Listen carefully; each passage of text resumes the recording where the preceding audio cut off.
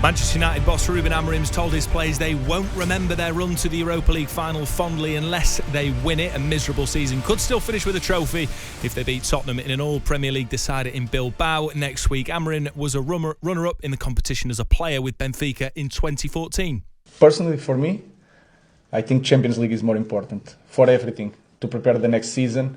And we are supposed to be in Champions League. And Europa League here is not enough. And you have that feeling here. So this is the best way to help us to get in the top in a few years is Champions League. Is not the title, is not the cup. So for me, Champions League is more important.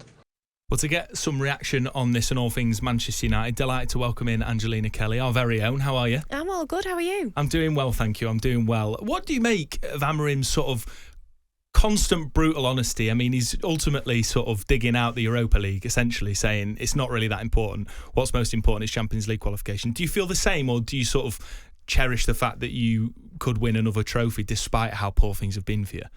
I mean, you look at the last 3 seasons that have been poor, and you know we've still been able to perform. The last 2, obviously, we have got silverware, so it's nice to keep that tradition to have a piece of silverware. I'm not mad at that, but I just think that the brutal honesty of Amorim is refreshing to the majority of fans, because you had Erik ten Hag that was talking about like fairy tales and lies and all that stuff, and you know, even it was a lot him saying this is the worst team, but he has been honest from the get-go. And I think one thing about him, no matter how bad these performances are, the fact that he is able to communicate so well with the fans to say, you know, I don't deserve a song.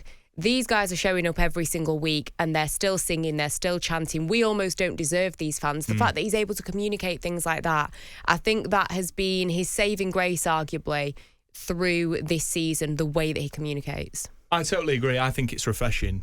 But do you not think there comes a point where it's sort of death by 1,000, whatever? Like, there seems to be no shift. There seems to be very little positivity. It's all sort of stick, no carrot. Do you think there'll come a point where United fans will start to say, we want to hear something positive?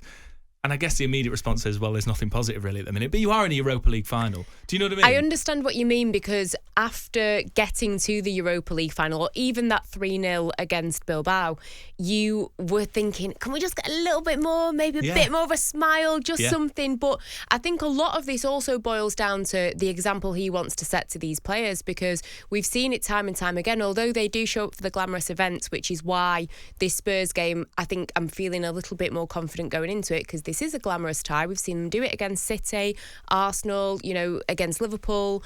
But I think with these players, their mentality does come into question. And the second that Amorim gives them an inch, they will take a mile. And I think if he starts being really positive, I don't know if maybe it's something to do with that it could start affecting these players, because even the way that he plays, he will not give up on this system. And I genuinely think, and we talk about it, you know, me, Alex Crook and Flex on the Inside Devil Show, we talk about it, the second that he changes anything, these players will be nudging each other saying, yeah, I didn't think that would last. Or, yeah, we can chill out a little bit now, because, you know, the manager's, you know, he's being a bit positive. Things aren't maybe that bad. Oh, we'll be all right. We can sit back a little bit. And that is, it's embarrassing that is actually a thing. But I think that he's trying to keep one standard and just does not want to change. It's almost like you're describing it like an adult or a parent dealing with their children and setting boundaries and things like that. And look, I ultimately think that sort of Ruben Amorim has been a breath of fresh air for Manchester United, and I think that, and I'm not a Manchester United fan, but I've got a lot of respect for the fan base and the sort of heritage of the club, and I think it's exactly what Manchester United need. They don't need a yes man. They need somebody that can sort of fully uproot it and change the culture. And as we know, changing an environment in an institution like Manchester United is going to take a long time. Now, you mentioned the system. Some of the players that we're seeing United linked with, Cunha, Liam Delap, Semenyo, who I think is incredibly impressive. But do you think that they fit into that system, which this phrase is banding around, so I use it, that he's wedded to, the old 3-4-3? Do you think that they fit that mould? I think you look at somebody like Cunha, and he has been the standout name that Man United fans have been talking about, because depending what happens with this striker situation, if they don't end up with somebody like a Victor Osimhen, who is a proven, experienced, established player, who is, you would like to think, I mean, I say this, every player that comes to United seems to deteriorate, but you think that he would arrive and be able to hit a certain amount of goals. If something like that doesn't happen, which is why, somebody like Liam Delap is still exciting, a little bit worrying, you're taking a gamble again on a young talent, but if that doesn't work out, the amount of money you would spend on him versus the amount of money that you would spend on Osimhen, it's probably less embarrassing for Man United. But if you do get a Liam Delap and you've got a Rasmus Højlund if he stays, which I think he will, because I don't know who in the right mind would actually buy him, let's be honest.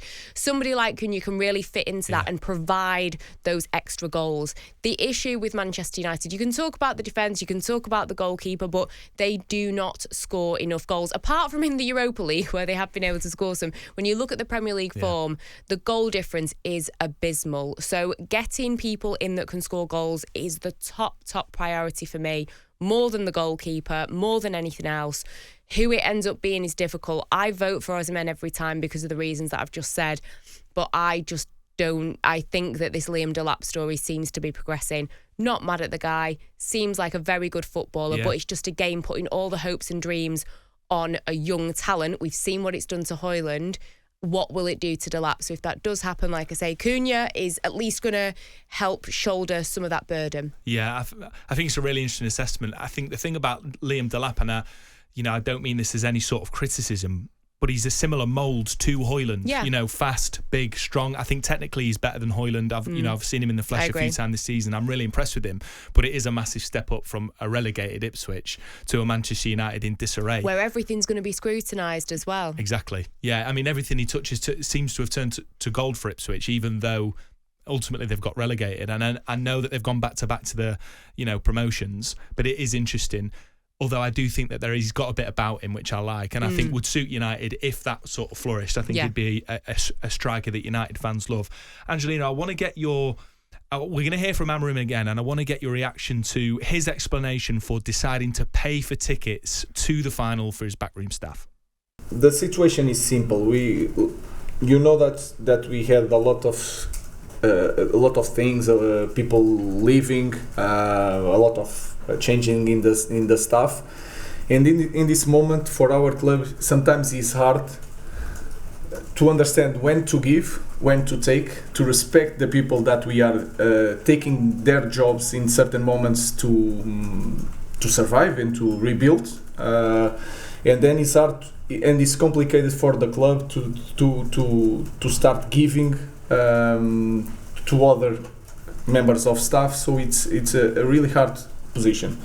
Then that situation was explained, and in that moment my reaction was to help, because it's not going to, I'm not a good guy, it's not going to change my life, and to help to the staff to be there comfortable, to be a better staff for the final. Then they talked to the players, and the players had the same reaction. In the same moment they had the same reaction. So everybody wants the staff there, the families there, but it's hard to manage things in our club, so it's a simple thing. To me, this decision from Ruben Amorim seems as straight and simple as a manager doing the right thing for his staff, the right thing for the culture at the club, which he's constantly decrying and saying needs to improve, against sort of, I guess you could say, the wishes of the people running the club. Yep. It's as simple as he's doing the right thing by his staff and by his club. But he seems to be getting a lot of criticism, suggestions that this is a PR move, that this isn't just sort of altruism. What do you make? Surely that's something you look at and think, that's my manager, it makes me feel proud. Trust and believe this is not a positive PR stunt, because Man United are not capable of doing any positive PR because it has been a PR disaster.